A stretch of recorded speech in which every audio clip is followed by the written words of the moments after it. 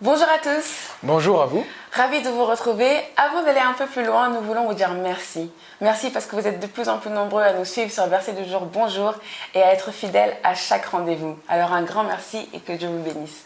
Oui, nous sommes ravis que vous soyez toujours présents. Et aujourd'hui, nous nous retrouvons pour un nouvel épisode de Verset du jour Bonjour. À l'honneur, le livre de Proverbes. Nous allons vous laisser avec Madame Valérie et Jade pour leur enseignement.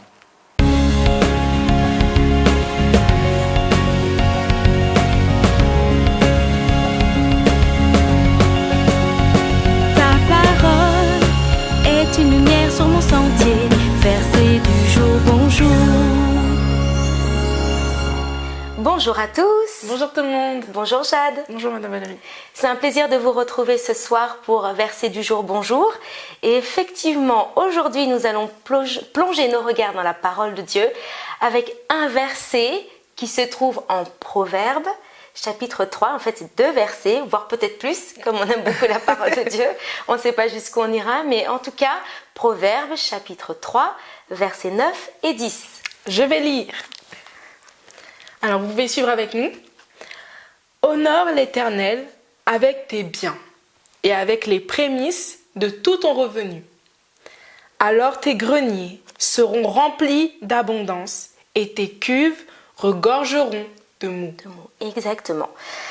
Alors, ce verset, je l'aime beaucoup pour 2 raisons. Parce qu'il parle d'honneur, et ça j'aime beaucoup. Et il parle de prémices. Et les prémices, c'est tout ce qui concerne ce qui est en premier. Mais ce n'est pas le sujet de ce soir. On aurait pu, mais on va pas aller jusque-là. Je voulais vraiment qu'on parle de ce verset parce que c'est un verset qui va vous aider dans la pratique de la parole de Dieu. C'est un verset qu'on utilise beaucoup souvent au moment des offrandes à l'église, quand c'est le moment des offrandes, des dîmes. Et souvent, on a tendance à exploiter surtout la deuxième partie du verset qui parle des prémices de tout ton revenu. Et ça, c'est vrai. Il n'y a rien à échanger. Effectivement, l'une des manières pour honorer Dieu, c'est avec nos prémices. Et c'est ce que Dieu veut, que nous puissions l'honorer avec les prémices de tous nos revenus. C'est comme dans une famille, Jade. Donc toi, tu vis en famille. Enfin, tu as une famille en tout cas. Et quand tu es à la maison, normalement, en tant que bonne fille que tu es, tu participes. Oui. Oui. Voilà, tu peux faire un petit coucou à maman si elle te regarde. Voilà. Donc normalement, en tant qu'enfant, à la maison, on participe. Et le fait d'apporter nos dîmes, c'est apporter notre participation dans la maison de notre Père Céleste. Donc ça, c'est quelque chose qui est important. C'est notre manière d'honorer Dieu dans sa maison. Et la Bible dit aussi en Malachie, chapitre 3, verset 10, d'apporter à la maison du trésor, apporter, la Bible dit, dans ma maison, et ça c'est l'Éternel qui parle, vos dîmes, afin qu'il puisse y avoir de la nourriture. Donc nos prémices, nos dîmes parlent de notre contribution, de notre participation, et ça c'est très, très important parce que c'est une façon d'honorer Dieu.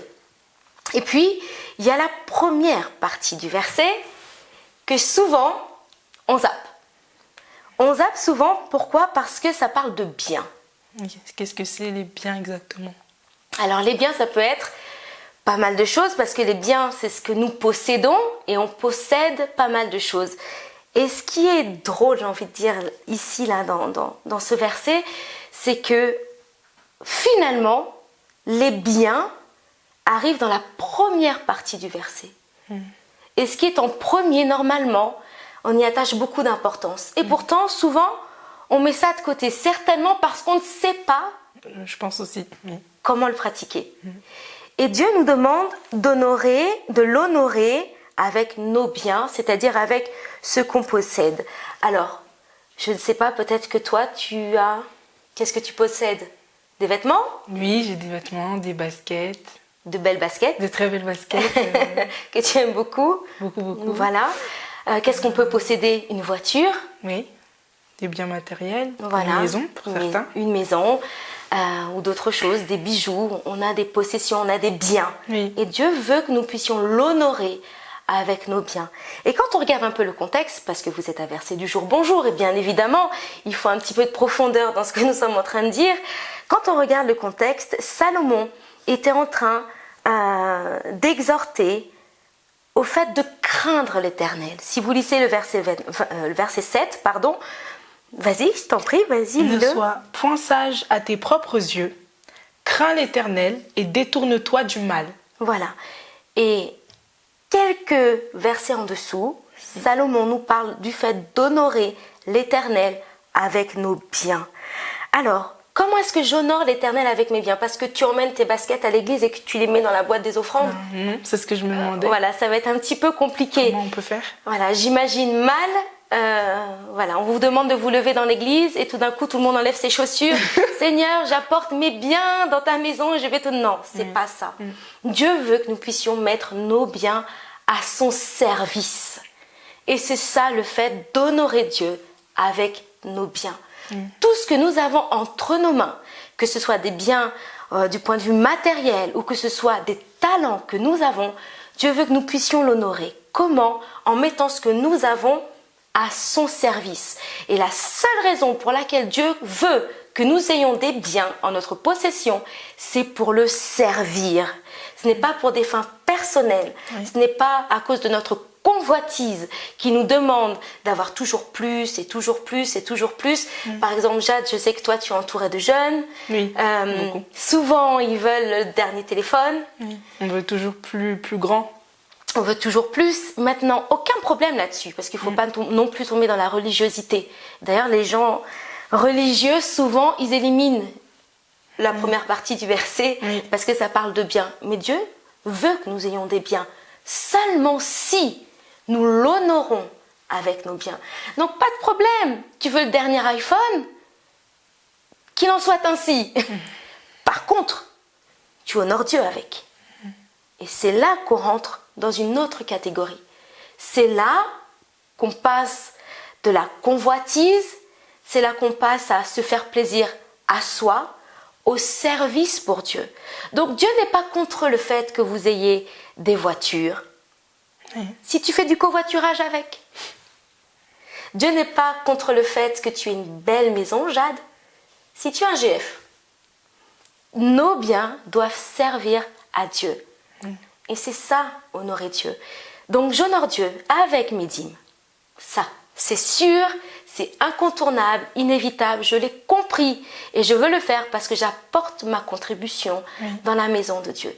Mais j'honore Dieu aussi avec mes biens, avec ce que j'ai entre les mains et avec mes capacités. Et puis, verset 10, est-ce que tu veux bien nous lire le verset 10? Parce qu'il est intéressant aussi. Alors tes greniers seront remplis d'abondance et tes cuves regorgeront de mou. Exactement. Alors, les greniers nous parlent de réserve. Oui. Souvent dans les maisons, en tout cas, il y a quelques années en arrière, lorsqu'on voulait cacher un trésor, on le cachait dans un grenier. Dans le grenier. Je ne sais pas si vous avez déjà vu ce genre de film où il y a des enfants qui s'amusent à jouer à cache-cache, ils tombent dans un grenier.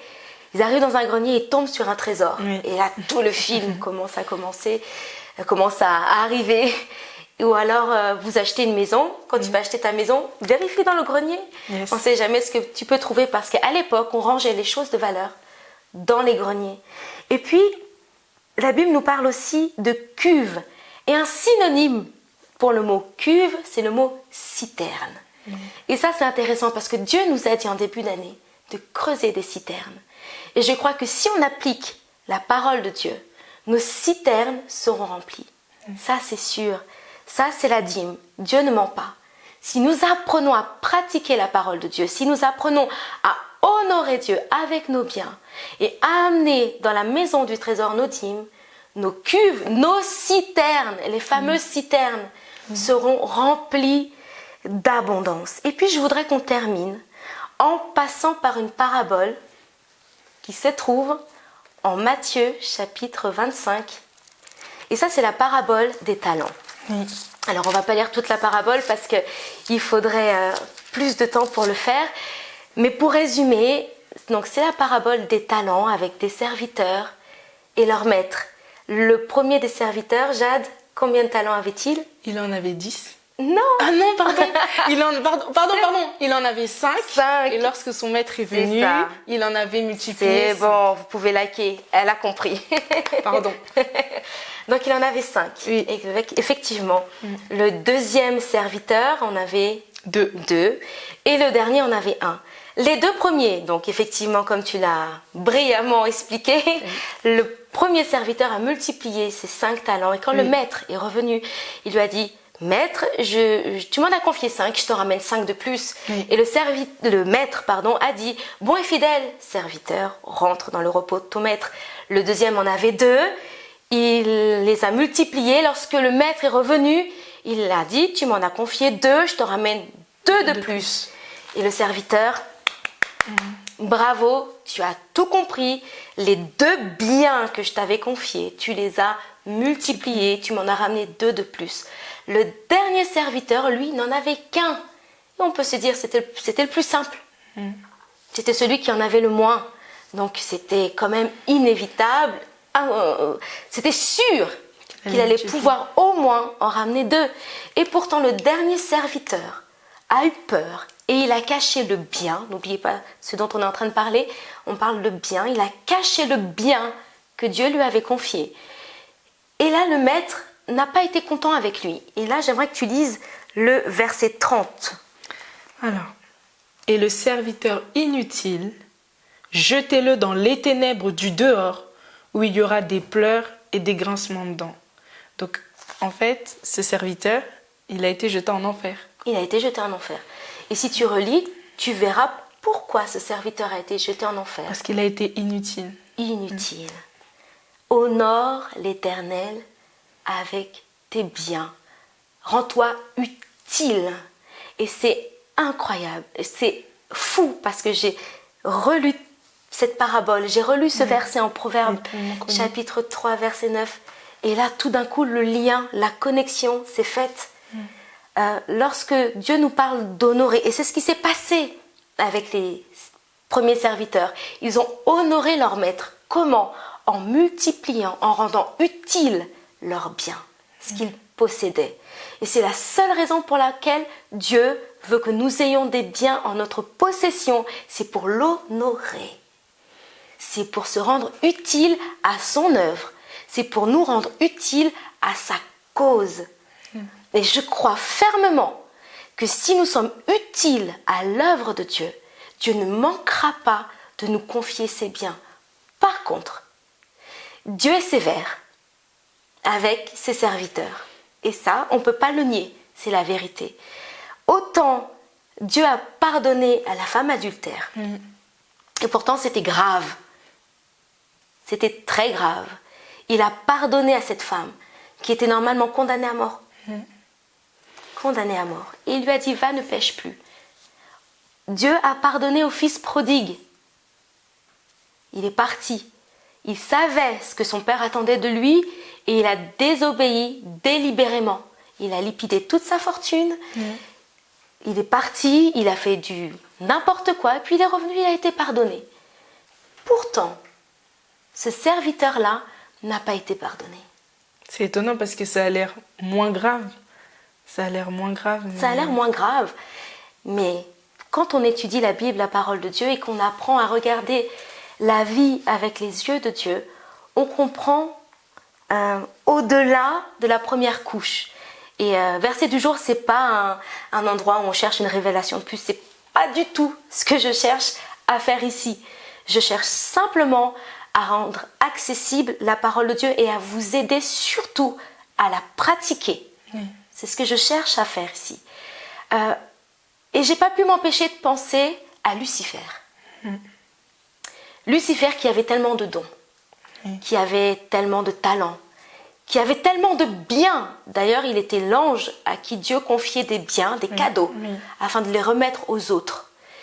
Et à un moment donné, quand on a des choses dans les mains, quand on a des biens, mais qu'on pense que ces biens nous appartiennent, que ces biens sont pour notre profit personnel, Dieu ne rigole plus avec ça. Et Lucifer a chuté, dit la Bible. parce qu'il a pensé que tous ses dons, il était rempli de dons. Jade, toi qui diriges la louange, tu imagines, tu ouvres la bouche et ça chante, ça chante, ça chante. Et Lucifer avait des dons, mais partout. Il était fait de dons, de la tête aux pieds. Il n'y avait que dons en lui. Et à cause de ces dons, l'orgueil a commencé à monter dans son cœur. C'est pour ça que Dieu veille sur vous. C'est pour ça que Dieu veille sur nous. Alors oui, il veut te donner des biens, sauf qu'il veut que tu comprennes que ces biens, c'est pour le servir. Et le jour où nous arrêtons de servir Dieu avec ce qu'il nous a donné, c'est le début de la chute. Et c'est pour ça que ce serviteur n'a pas été pardonné. Il a été jeté en enfer, tel quel Lucifer a été jeté en enfer. Tu comprends, Jade? Oui, c'est vraiment une question d'éternité en fait. C'est une question d'éternité. Avec ce que nous avons, servons Dieu. Parce que ce n'est pas juste un service que nous rendons, un petit service. Non, nous voulons honorer Dieu avec nos biens et avec aussi, évidemment, vous le savez, si vous ne le saviez pas, maintenant vous le savez, avec les prémices de tous les revenus qui arrivent dans votre maison. Et ça, c'est une façon d'honorer Dieu, dans la pratique. Et c'est ce qui nous manque parfois. On est beaucoup dans la théorie et très peu dans la pratique. Alors cherchez à pratiquer la parole de Dieu. Vous avez une voiture, faites du covoiturage. Vous avez une maison, faites bénéficier les gens autour de vous, de votre maison. Dans un GF par exemple. Quoi que vous ayez, vous avez un super téléphone portable. Génial. Commencez à faire des courts-métrages qui glorifient Jésus par exemple avec. Mais ce que vous avez, c'est pour honorer Dieu. Honorer Dieu. Ce n'est pas une fin en soi, ce n'est pas pour assouvir des désirs personnels. Ça, c'est Satan, ça, c'est Lucifer, ça, c'est le mauvais serviteur. Et nous, nous voulons être de bons serviteurs et entrer dans le repos de notre maître. Voilà. J'espère que ça a été clair. Merci en tout cas, beaucoup. Le verset est bon. Le verset est très bon. Et pratiquez surtout la parole de Dieu. Rendez-vous utile. Nous sommes à une heure où il faut se rendre utile pour la cause de Christ, pour le royaume de Dieu. Il faut que nous mettions nos biens au service de Dieu. Voilà, alors à très bientôt, très bientôt. C'est toujours un grand plaisir d'être avec vous. J'espère que c'est en train de vous bénir. Moi, en tout cas, la parole de Dieu me bénit à chaque occasion. Quand je la lis ou quand je la partage, je suis à chaque fois bénie. Alors que Dieu vous bénisse encore et je vous dis à très bientôt. À très bientôt. Pour un autre épisode de Verset du jour. Bonjour. Au revoir. Nous espérons que ce verset vous a éveillé sur l'honneur que nous devons porter envers Dieu. Merci à vous d'avoir regardé cet épisode. La prochaine fois que nous nous retrouverons, ce sera pour un témoignage. Mais en attendant, n'hésitez pas à partager, liker cette vidéo, à la commenter aussi et bien sûr à nous suivre sur nos réseaux sociaux. On se retrouve très bientôt. Au revoir.